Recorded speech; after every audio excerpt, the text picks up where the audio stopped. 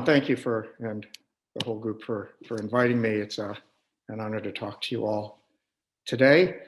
So we're a little behind the prior talk. This particular drug is not yet in advanced trials, although it has seen people. But we're really excited about it because of its mechanism of action and how safe it is and how effective it is in so many preclinical models. So I really want to tell you the background behind this, and then I'm glad to answer any questions. I will kind of get into the weeds because in my career in developing drugs, I really found that the details of the target allow you to make an effective drug. So many drugs are tested even in phase 3 trials, and kind of a dirty little secret of big pharma is 98 or 99% of them fail in phase 3, whereas if you're testing heart or liver or lung, 50% get through. And I think we have a little bit of insight into why it's making a clinically tolerated drug. So I want to kind of go through some of that reasoning today. So yes, the title is Novel Therapeutics for Excitatory Inhibitory Imbalance. What is that? Well, your brain is full of billions or more of synapses, the communication between nerve cells, and they're either excitatory, usually glutamatergic, they release glutamate, or inhibitory, they release GABA. And my screen just went blank, so give me a second to try to fix it. I got it back.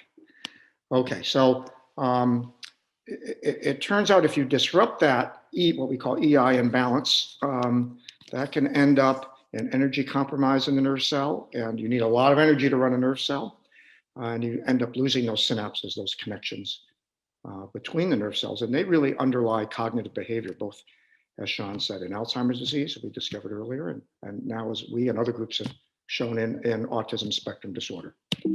So let's see if I can get started here. Here's an overview. We're going to talk about EI imbalance and neurotransmission or synaptic transmission and how it actually underlies the behaviors.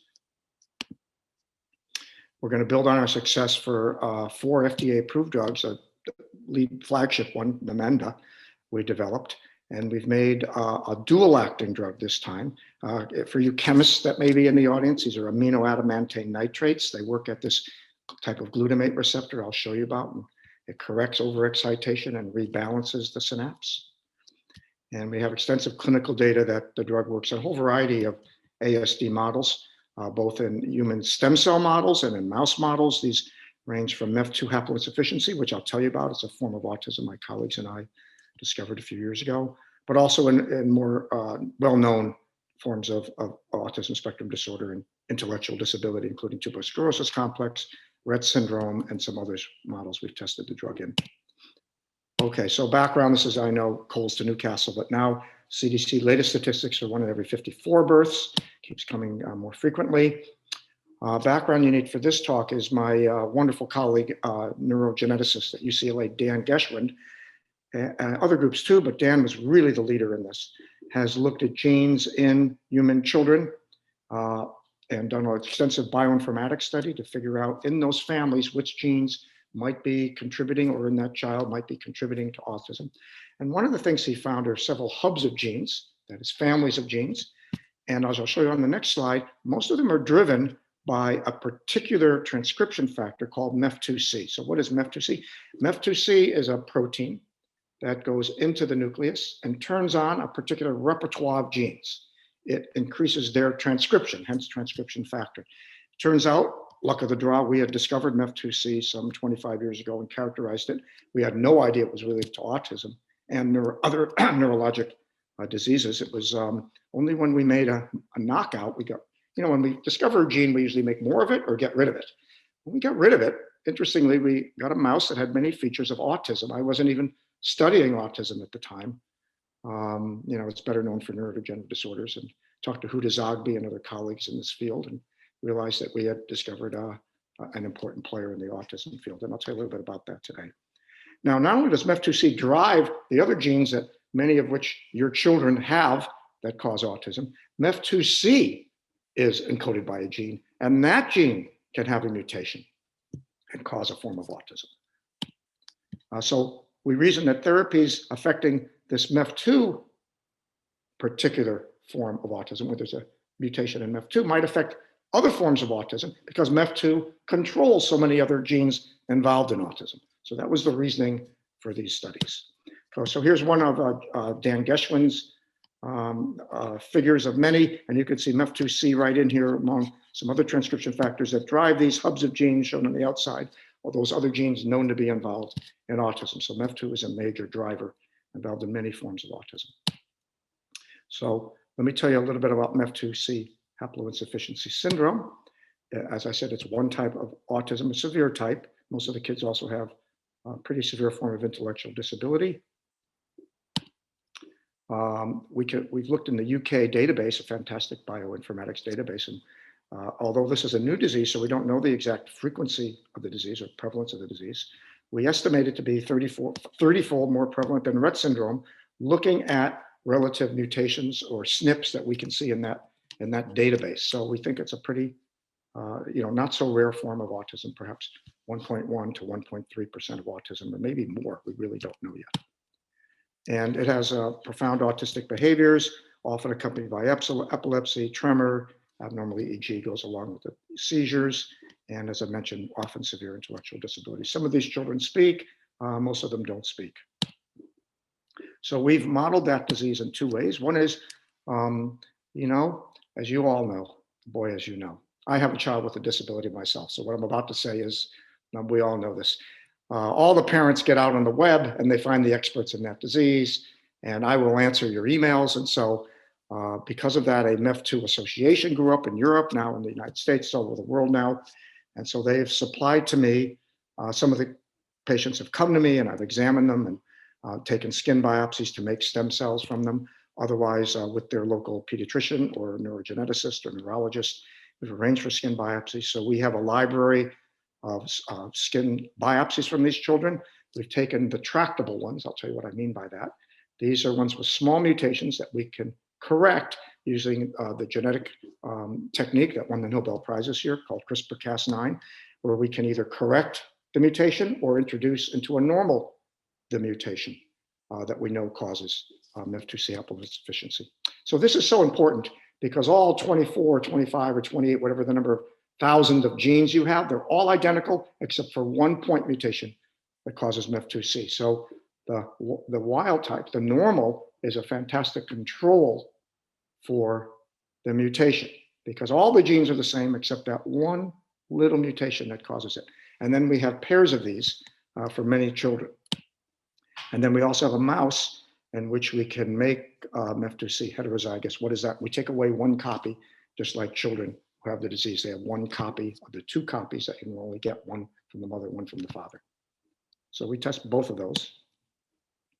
So let me tell you a little bit about what we call our disease in a dish model. This is based on the human-induced pluripotent stem cells that we take from the children.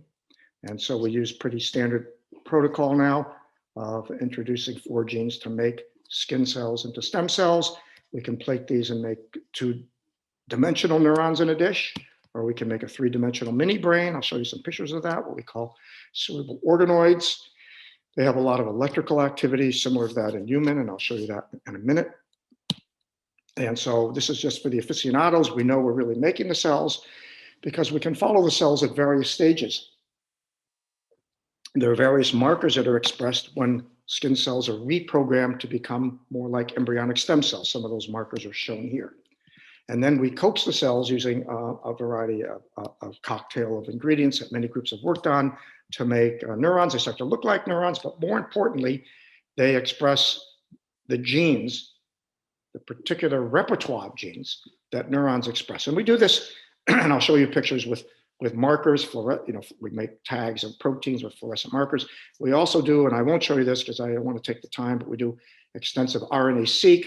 What is that? That's looking at all the expression of all the transcripts, all the messages that genes are making in a particular cell type, and we can characterize that cell type by the 18,000 or whatever number of transcripts that we see. And we've done that, so we very carefully characterize these nerve cells that we're making in these models.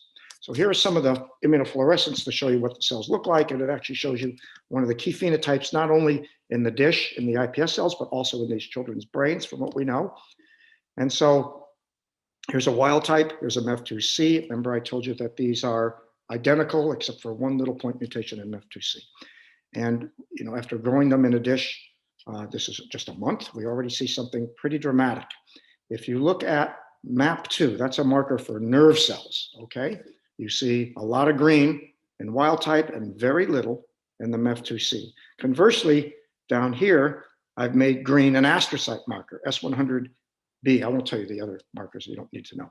And you can see a lot more green in this case in the MEF2C haploinsufficient iPS-derived neuron than in the wild type. What does this mean? It means there's more astrocytes or glia and fewer neurons. So we've already reproduced one of the phenotypes we know these children have. They don't make neurons and they don't make synapses properly. So we're going to need to try to correct that to get any traction in the disease. Okay, so now we make our organoids. As I said, we grow them up in 3 dimensions, and they look like little brains. They actually have even little things that look like ventricles. You know, we all have holes in our head or ventricles. When your parents said you have a hole in your head, they weren't making that up. You have ventricles where the cerebral spinal fluid percolates through, and we get regions like that. And again, they display all the markers in development that we can look at, and we can study these cells and see, for example, what kind of electrical activity we have. And so we study electrical activity by looking at the electricity or electrophysiology. Another way to do it is with something called calcium imaging, which is very vivid, and I want to show you a couple of movies of that. So when nerve cells get excited, some of the channels that open in the membrane or ion pores, some of them allow calcium through, and that's an index of their activity. And so let me show you a normal iPS-derived neuron. So this was a child that had MEF2C. We corrected the MEF2C mutation, so now it's normal. And the activity kind of looks like this. These red dots are the nerve cells, and you can see them talking to one another. These are the nerve cells fire, and then through synaptic activity, they get the next nerve cell to fire, and there's a network of some activity that you can see. Now, I'm going to show you next a child that happened to have seizures. So this is actually the same exact iPSC cell, but it has that 1 point mutation. And that child not only has autism, but he has seizures. And what we think we've done is recreate the seizure in a dish. You can see it just firing uniformly, very, very abnormal. Okay, now even if these children don't have seizures, they have too much electrical activity. That's shown on another patient here. And you can see immediately there's just too much red. That's too much calcium because of all the activity. Let me turn on the movie. I'm going to show you 2 features of the movie. You can see this is not as coordinated, but crazy activity. Put the drug on, our new drug that I'll tell you about. You can see things get normal immediately. Well, it's not quite immediately. It's sped up 20 times, but it gets normal pretty quickly. Here it is again, firing. Put the drug on, almost all the way back to normal. Okay. So what is that drug? How does it work? How do we end up making it? And what might it be good for? So this drug has a dual mechanism of action. We call it dual allosteric mechanism of action. It's called NitroSynopsin, and it works on a type of glutamate receptor. Remember I told you glutamate is the major excitatory chemical in your brain. Not only is it MSG in Chinese food, it's also the major excitatory chemical in your brain. Don't worry, the blood-brain barrier usually keeps most of that monosodium glutamate out, unless you've got Chinese restaurant syndrome, in which case you should see me next Wednesday afternoon in clinic, and I'll tell you what to do because too much glutamate's getting into your brain. You're going to get a migraine from it. But in any case, glutamate is a separate pool in the brain, used as a transmitter. One of the receptors it interacts with on nerve cells is called the N-methyl-D-aspartate or NMDA type of glutamate receptor. That's the one that's most permeable to calcium. That's why you saw all that calcium in the previous movies. Okay, so this looks complicated, but I'm going to take you through it. This is a little cartoon based on the X-ray crystal structure of the NMDA receptor that my colleague Eric Guo at the Volum Institute in Oregon has developed. And he's actually shown how our prior drug even worked. In the crystal structure, we can see our drug. So our prior drug, memantine, or something like memantine, Namenda is shown here, diving down into the channel. This is usually charged. It's really NH subscript 3 superscript plus, and it binds at a negative charge in this channel in the membrane. This channel only opens up when both glutamate or NMDA. NMDA is not an endogenous substance. It's just mimicking glutamate, and it's specific for this type of glutamate receptor. So glutamate binds here. Glycine actually binds also on a piece of the receptor. When that happens, a gate opens. The gate's not shown here. Sodium and calcium course through. Too much calcium is bad. Too much activity. You saw it on the previous movies. And our drug comes in and blocks it. So it turns out that we wanted to improve the drug. And so kind of like, you know, a good analogy is that this is kind of like looking at your television set. And what is let me take that analogy further. These glycine and glutamate sites are kind of like the on-off switch on your remote control. And if you think about it, what's wrong with the television set if you've got autism or Alzheimer's for that matter? One of the things that's wrong is the gate is open and too much sodium or calcium are coursing through, particularly calcium. We biophysicists call this the gain of the receptor. The television set would call this the volume control of the receptor. So just like my voice is too loud right now, what we need to do is turn the volume down. And we can do that by intermittently clogging the channel. One of the problems with memantine, although it works a bit, it's approved for Alzheimer's disease, it's certainly not a home run, it works a little bit. One of the problems is it's positively charged, as I mentioned, even though it's not shown here. And when nerve cells get sick because of all this positive sodium and calcium rushing in, they become positively charged. And you learned in high school physics that positive charges repel one another, so memantine gets spit out of the channel. So we got the idea of using a second site on the NMDA receptor, a site called an S-nitrosylation site. What is that? Well, there's a cysteine residue with a sulfur, and we add NO, and we have discovered a number of years ago that this reaction called nitrosylation or S-nitrosylation is a regulatory site like phosphorylation, you've probably heard of, on many, many proteins. It's on many proteins, more than 3,000 proteins. But the first one we ever discovered regulated in this way happened to be the NMDA receptor. So we got the idea of putting a piece of nitroglycerin, well-known drug. It's been in people for over 150 years. It's in volume 1 of the Lancet in 1879. You can read about it. Put a piece of nitroglycerin on the back of this amino adamantane group that looks something like memantine. I won't tell you how we modified it, but it's modified. And now it can donate NO here and clog the channel. It's got 2 sites of action. So just like my television set with sound surround, I can very carefully control the volume of calcium coursing through the channel. So that's how the drug works. I just summarized 20 years of work. The drug, actually there's a series of drugs. NitroSynopsin is the lead drug, has now been licensed to a small biopharmaceutical company in Boston called Therapeutics. And I'll tell you where they are with it in a few minutes. So here it is compared to, say, memantine. To cut to the quick, memantine, as you probably know, has been tested in various ASD trials. The trials have been, some were positive, some were not positive. There's no definitive clinical efficacy. But what we find, at least in our preclinical models, is that NitroSynopsin, because of this dual activity, is greatly increased over memantine. In many models where memantine does nothing, we get both neurobehavioral benefits and restoration of synapse number and correction of this EI imbalance I was telling you about. Here are the structures for the aficionados if you want to compare them. And this piece of nitroglycerin here. Okay, so let's see how we can test it. One is in that mouse I mentioned. The mouse has, we've mutated 1 copy of MEF2C, so it's mimicking what children have, MEF2C haploinsufficiency, that's half of it is missing. We compare it to littermate wild type controls. And what we find is that they have excessive excitation, just like the children. And they also have a barohistology and some behaviors that look a lot like behaviors that our kids might have with autism. So let me show you some of that. Okay, this is a complicated slide, but the message is really easy. This is the way that a card-carrying neurophysiologist would measure excitation at a synapse. So let me take you through it. Okay, so they don't look like much, but each one of these blips, look at this blip here, for example, is a single packet of glutamate being released from the presynaptic side of the synapse, going over and binding to the glutamate receptors on the other side of the synapse. This was first discovered by, I'm proud to say, he was a friend of mine, Sir Bernard Katz. He won the Nobel Prize for this. It's a way of measuring synapses really at a molecular scale using the electrical currents.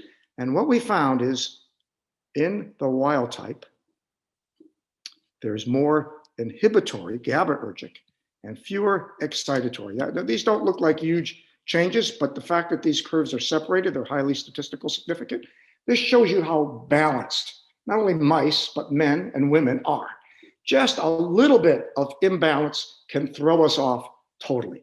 So what we do is we have a computer program, it adds up all of these little inhibitions. This is GABAergic, GABA packets being released, glutamate packets being released, and we find there's too many glutamates in the heterozygous MEF2C mice and too few GABA. Too little I, too much E. That causes EI imbalance. So we want to correct that. So we found that NitroSynopsin does this much better than memantine. So here's how we treat the mice.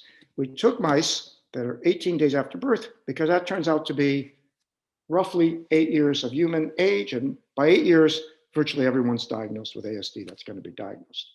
We could start it earlier, but that's how we did the initial trial. Treated them for about 4 months. Did our testing out here. And I'm going to show you the benefits that these mice get. So first of all, I'm going to show you histology. Actually, we don't look at the brains until after we test the behavior of the mice, obviously, but I'm going to show you reverse. I'm going to show you the histology first. Now, one way we do the histology is use a variety of markers. We want to know, are there more neurons? Are there less neurons? Are there more synapses? Are there less synapses? So you don't have to get into the weeds unless you want to, but these are all the markers that do this. They're labeled here. These are pictures. And so NuN, let's take that as an example. NuN is a good marker for nerve cells. And we can count the number of nerve cells, these brown dots here. We add them up, and what we find is vehicle-treated heterozygous mice have fewer nerve cells than a vehicle-treated wild-type mouse, shown here. And you can see that 4 months of NitroSynopsin normalizes it back to normal. Not true of memantine, by the way. And then we also can look at inhibitory synapses in the heterozygous mouse. It just gets a vehicle, not the real drug. There are fewer inhibitory synapses. We normalize it with the drug.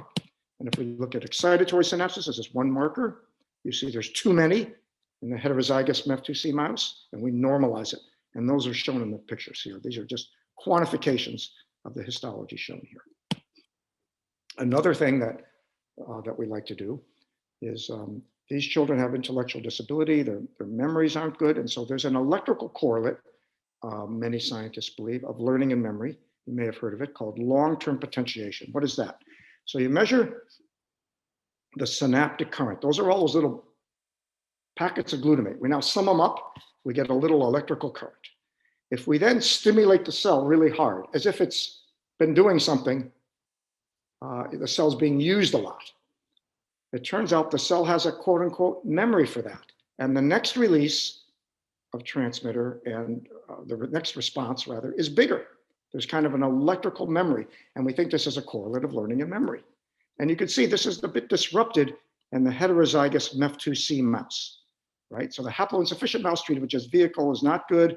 We give them 4 months of NitroSynopsin. It's almost all the way back to normal. Here's the quantification of that. So here we give this burst of electrical activity to jazz up the mouse. This measures the peak currents here. And you can see in the heterozygous mouse, it's not so much increased. Green is a wild type mouse. Brown is almost as good. That's the NitroSynopsin treated heterozygous MEF2C mouse. So we have an electrical correlate. Here's a good one you may know of. The memory in these mice is not normal. And one way we can test memory is something called the Morse water maze. So it's a tank, it looks like this. We fill it up with some milky substance so the mouse can't see beneath the surface. And we put a hidden platform there. And mice and rats and rodents in general hate to swim. They find that platform as fast as they can because they don't want to swim. And they remember it. And we can look at how they learn that platform and how they remember that platform. And so if you have a wild type mouse, he, with just a few practices, pretty quickly gets over to that platform. If you have our heterozygous MEF2C mouse, he's lost. In fact, after 60 seconds, we have to fish him out of the tank or he's going to sink to the bottom. He's not going to be able to make it. If we treat with memantine, the drug we developed for Alzheimer's, again, a few ASD cases have it. You know, it looks a little better. It's actually not statistically better. This is one mouse where it was a bit better. And there may be subgroups of mice where it's better. But with NitroSynopsin, the heterozygous mouse is much better. It may even have a better memory than the wild type, interestingly. Another feature, you know, we do many tens of tests, but I wanted to show you another one that may resonate with you. And that's a sociability test that our kids with ASD, our human children with ASD would have this issue too. And so we have a stranger mouse in an empty box. We put our mouse that has autism, MEF2C in this case, in the middle, and we see which side he or she goes to. And in a wild type, you want to interact with people, not with COVID-19, obviously, but otherwise we like to interact with people. If you have the MEF2C heterozygous mouse, not so much. In fact, more time is spent on the empty side. Just like our kids don't socialize normally. Treat with memantine, maybe a little better. Treat with NitroSynopsin, much better. Here I've just added these up for you. You can see that the number of visits to the stranger mouse way down in heterozygous mouse treated with vehicle, but they come virtually back to control in the heterozygous or haploinsufficient MEF2 mouse treated with NitroSynopsin. Here's the wild type treated with vehicle. So it seems to create, it seems to correct many of these behavioral deficits, marble bearing, there's a variety of others that we've done. Seems to be improved. Okay, so to summarize, what we've shown is that normally glutamate are in these little packets. This is the presynaptic half of the synapse. I'm not showing you the postsynaptic side. They release glutamate, the inhibitory ones release GABA. There's this EI imbalance in the MEF2C mouse and probably in other forms of autism that we and others have studied. There seems to be too much glutamate coming out, too little GABA, and 4-month treatment in the mouse, and we can treat this. And we actually have many features within just minutes of treatment in the those little cerebral organoids that I showed you are using actually patient nerve cells. So to summarize, I didn't show you all this, but we published some of it. Beside MEF2C haploinsufficiency, NitroSynopsin also improves behavior and brain histology and several other forms of autism, spectrum disorder, and intellectual disability, including mouse models of Rett syndrome, which I've done with Alison Moitry at UCSD, tuberous sclerosis complex, and several others that we've been testing. So it's likely to work in several forms of autism spectrum disorder. That's not, it's not surprising because we know this EI, excitatory inhibitory imbalance, is off in many forms of autism. And we haven't seen any toxicity. Memantine is very safe, and this drug, which is virtually memantine, it has an extra methyl group, but I didn't go into that, with a nitroglycerin piece attached to it. And so we've done formal tox, it seems, in 2 species. It seems safe. Meeting with the FDA now about doing initial clinical trials, probably late 3rd or 4th quarter of next year, of the coming year. Here's our TPP. Those of you in the industry know our target product profile. And I don't think the FDA is going to allow us to test just MEF2C haploinsufficient children. There's not enough of them identified, and there's no great normal history. But what we have done is found some biomarker evidence of why certain children may respond to memantine, and it has to do with increased glutamatergic signaling. So we have a special biomarker that we've shown to the FDA. We're continuing to talk to them, and we think we're going to have that subgroup of ASD treated. It's a capsule. It's once a day. It could be twice a day. Once a day is probably enough. It shows you some of the tests we're going to do. For the real aficionados, you may know that gamma oscillations, a type of electrical activity you can see on EEG, is decreased in autism. And we know our kind of drugs, or memantine-like drugs, improve that. So that's another measure of target engagement. And as I said, we have a proprietary biomarker for excitation, an imaging marker that we want to use. So that's all I really wanted to tell you. Obviously, I didn't do this alone. I've had tremendous help, just tremendous colleagues that are listed here, and funding. I particularly want to acknowledge the NIH, California Institute of Regenerative Medicine, our stem cell initiative here, which was just renewed for another 5 years. You may have read in the newspaper. And the STEP family here in San Diego, MEF2C Association, now a worldwide association, has helped me quite a bit. This is where the work is done. It's in a newly modernized building at Scripps, our drug discovery center. And we love visitors, not during COVID-19, but at other times. And I'm glad to answer any questions. Thank you so much for listening. Thank you. It's wonderful work, Dr. Lipton. I'll ask 1 or 2 quick questions. If you're all right with that. Nitroglycerin, that is, everyone thinks of nitroglycerin as an explosive. Is that right? Is it a different, obviously? Well, trinitrotoluene is the explosive, but it's related. And you're right, Alfred Nobel, I'll tell you a very quick story. I know you're short on time. Yeah. And so I gave this talk actually in the Nobel Forum, and someone asked me why I had I didn't show you this, but there was all these stabilizers, so it wouldn't be explosive. And a student there actually said, why do you have all these stabilizers with your drug? And I said, great question for this forum. And Alfred Nobel found out the hard way. It's totally stabilized when we give it. When we're making it, it's not so stable. So the little company that makes it for me is up near Stanford, 500 miles here from La Jolla. That keeps you safe. I want to make sure I don't blow up Scripps or UCSD. No, but we're good at it now.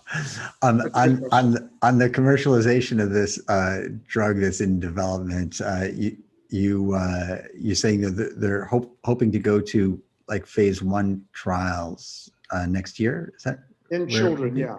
Yeah, in children. Yeah. We're talking with the FDA right now. Yeah, and you in one of your charts you showed the relative small differences in the inhibitory and excitatory charts. Like does this make this drug particularly sensitive to the titration level, to the dosing? No, I think the point of that was the opposite. That you Really only need a small change to get totally discombobulated, to use the technical term. Yeah. Right? And that's really good because we only need a small change back to correct things. Okay. Now, this drug is very interesting. Lower concentrations can work better than higher. I'm not going to really tell you why. So these are called uncompetitive antagonists. I believe memantine was the first uncompetitive antagonist, I believe, ever approved by the FDA. And so I developed a whole new kind of pharmacology for people where we can get away with relatively different kinds of drugs. That's why they're safe. I didn't have time in this talk to really get into that. Right. But it's because they only block open channels when they're open for too long. Okay. So the drug only works when you need it. That's great. Kind of a smart drug in a sense, right? That is it's very smart. Uncompetitive antagonists. Yeah, nice.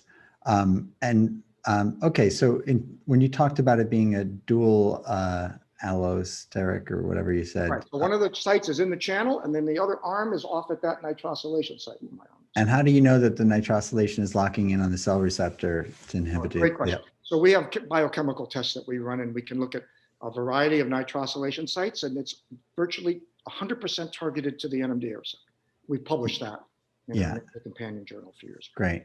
Well, very promising. We have to see how it works in humans, obviously, but it is extraordinarily exciting to look at the Petri dish models, are spectacular graphics that you showed in terms of the mechanism of action being well understood. Well, I think in point of de-risking, the fact that memantine has now been in humans about 50 years, and for Alzheimer's disease about 15 years, and it's been very safe.